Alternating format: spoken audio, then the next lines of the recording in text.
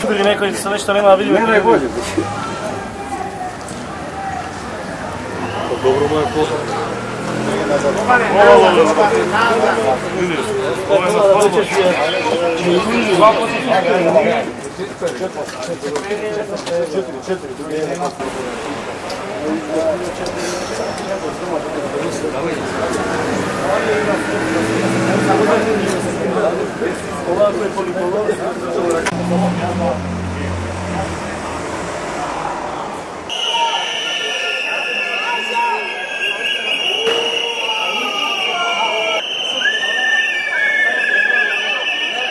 Nikola,